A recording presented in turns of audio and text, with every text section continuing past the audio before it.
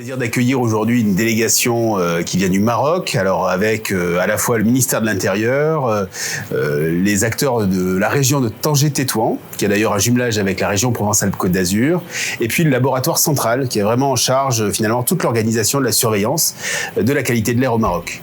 Alors, ils sont là avec un partenaire historique qui est la société Envea, qui fournit en fait des matériels de référence. C'est un partenaire de toujours parce que à la fois on achète leur matériel, mais on a aussi l'occasion de faire du co-développement. Donc, c'est vraiment un partenaire d'importance. C'est un acteur français majeur finalement de la fourniture de ces matériels de mesure. Et aujourd'hui, ils sont là pendant 2 jours pour partager des expériences, prendre finalement le pouls de ce qui est une structure un peu mature. C'est vrai que nous on existe depuis 50 ans. Ils sont dans un train de décentralisation avec des investissements massifs. Tanger-Tétouan, par exemple, il passe de 1 station à 10, donc ça change un petit peu l'échelle. Et donc, ils sont en train de tester leur organisation nationale avec le rôle du ministère, le rôle du laboratoire, et puis ce que chacun doit développer dans chacune des régions.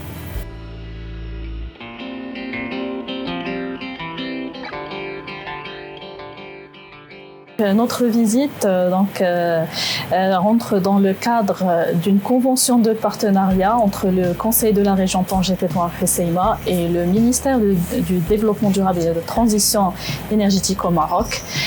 C'est pour l'acquisition de 10 stations de mesure de la qualité de l'air dans la région de Tanger-Tétouan-Hoceima. On est là pour vraiment compléter notre savoir-faire et notre expérience par rapport à la mesure de la qualité de l'air.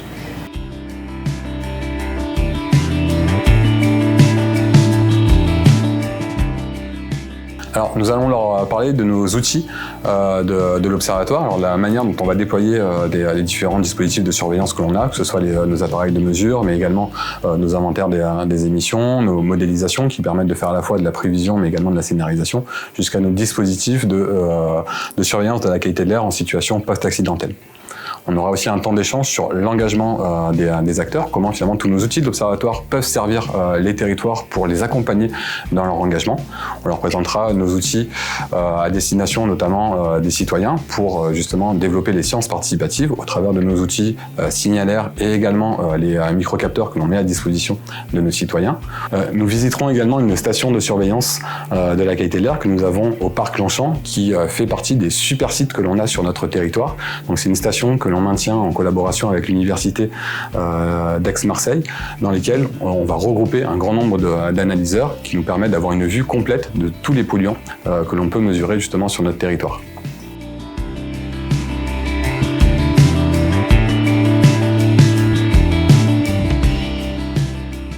Nos attentes, c'est de comprendre, primo, le mode de gouvernance environnementale de la thématique de la gestion de la pollution de l'air et quels sont